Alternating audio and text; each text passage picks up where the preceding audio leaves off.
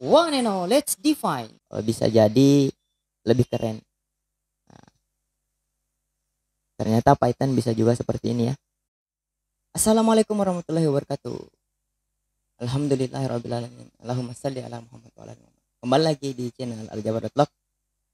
Sebelumnya mohon maaf ya karena minggu lalu kita tidak sempat mengupdate video dikarenakan ada kesalahan teknis. Saya mendelete file yang saya ingin rekam. Jadi hari ini kita akan mencoba memperkenalkan bagaimana melakukan penyajian data menggunakan Python. Dalam hal ini ya pastinya Pandas lah. Sebelumnya untuk menjadi seorang data scientist, hal yang paling penting adalah bagaimana melakukan penyajian data atau bagaimana mengolah data tersebut menjadi sebuah tampilan yang bisa dibaca baik itu oleh bos atau oleh semua orang. Dalam hal ini orang yang akan mengkonsumsi data tersebut. Kan biasanya data itu berbentuk rows yang untuk membacanya bukan susah sih, agak ribet begitu. Jadi dibutuhkan sebuah visualisasi data di mana visualisasi data tersebut bisa menerjemahkan atau melakukan summary tentang kesimpulan dari data yang kita punya. Nah, sebagai contoh untuk video kali ini dengan data yang sama yang kemarin masih data dummies. Mohon maaf saya belum bisa menyediakan data yang real, tapi pada intinya adalah bahwa kita bisa melakukan visualisasi data menggunakan Python dan Pandas. Oke, baik, langsung saja kayaknya ya. Saya buka QuickTime dulu untuk nge-record videonya. Oke, dan file new screen recorder.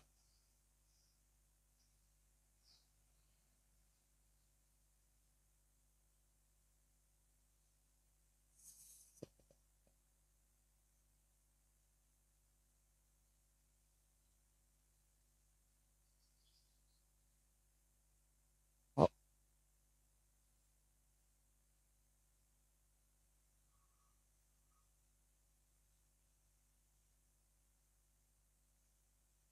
oke, langsung saja kita mulai. Seperti yang kita lihat di komputer saya sudah ada data yang kemarin, semua project yang sudah saya upload di GitHub yang berhubungan dengan YouTube. Ini saya download ulang. Setelah itu saya coba visualisasikan data. Di sini juga saya ada tambahkan data di data biodata. Jadi kan video sebelumnya itu cuman mempunyai dua variabel, kawin, belum kawin. Di sini saya tambahkan ada duda dan ada janda ya kalau nggak salah. Duda ya, janda betul. Terus selanjutnya oh ya, sebelum kita melakukan visualisasi data, terlebih dahulu kita harus paham apa sih output dari data yang kita punya. Sebenarnya kalau kita lihat dari data ini, kita bisa memberikan output berupa jumlah pasien yang terkena COVID, jumlah pasien yang ODP, jumlah pasien yang PDP, dan seterusnya. Di sisi lain kita juga bisa menampilkan berapa sih jumlah pasien yang sudah kawin, yang belum kawin, yang duda, yang janda, dan lain-lain. Kita juga bisa lihat umur berapa saja yang terkena COVID, seperti itu. Jadi nanti data tersebut disinkronisasikan antara satu dengan yang lain. Nah, kita bisa menarik sebuah kesimpulan. Cuman karena datanya data dummies, hal tersebut agak susah dilakukan. Contohnya, misalnya rata-rata penderita COVID itu yang meninggal ada di umur 40 tahun. Karena data kita dummies, saya langsung ini saja COVID, saya tidak lihat umurnya, langsung saya simpan saja. Jadi hal tersebut agak susah untuk dilakukan. Poin terpentingnya adalah seperti yang saya bilang sebelumnya, kita bisa melakukan visualisasi data atau menampilkan visualisasi data menggunakan Pandas pada Python. Oke, langsung saja.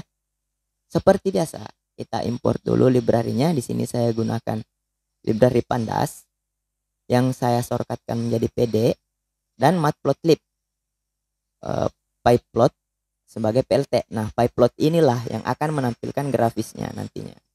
Oke, langsung saja kita run. Oke, kita load data biodata sama statusnya. Terus kita tampilkan head 5 dari biodata. Oke. Setelah itu head 5 dari COVID yang ini. Oke. Setelah itu, nah sama seperti video sebelumnya, di sini saya melakukan left join. Oke. Sudah ada 100 data. Terus di sini saya lakukan count. Oke, sama di atas 100 data. Nah, di sini jadi untuk membuat untuk membuat plot atau untuk membuat grafik ada banyak cara. Di sini saya buat beberapa variabel. Nanti kita lihat apa fungsi dari variabel ini. Saya langsung jalankan saja dulu ya. Kita lihat outputnya. Nah, kita lihat karena model data kita damis dan strukturnya seperti ini, untuk mempermudahnya saya buat saja variabel. Variabelnya nanti saya panggil di sini. Y-nya ya, X dan Y. Variabelnya itu berupa SK, BK, JD dan DD. Nah, makanya itu saya lakukan count kepada field status atau kolom status dengan isi kawin. Nah, begitu pula dengan belum kawin, saya kasih shortcut BK, janda saya kasih shortcut JD, dan duda saya kasih shortcut DD. Setelah itu saya panggil di Y-nya. Nah, Y ini nantinya saya panggil di PLT barnya. Nah, mungkin kurang lebih seperti ini, bisa dicoba sendiri. Ini juga akan saya share di GitHub, bisa langsung di download. Nah, tampilannya seperti ini, kurang lebih grafik barnya seperti ini. Coba kita lihat presentasinya. Di sini saya cuman menampilkan 2 buah pilot atau 2 buah grafik yang sebagai contoh ya, yang bisa ditampilkan oleh Python. Sebenarnya ada banyak, ada scatter dan lain-lain ya, lagi-lagi tergantung data yang kita punya. Jadi ada grafik bar dan ada grafik pie. Nah, kita bisa lihat di sini ternyata presentasi antara kawin dan belum kawin itu sama ya, 43%. Sedangkan janda dan duda itu 10 dan 4%. Seperti itu. Nah, begitu pula dengan apabila saya membuat misalnya, atau teman-teman atau kakanda-kakanda membuat grafik yang membahas tentang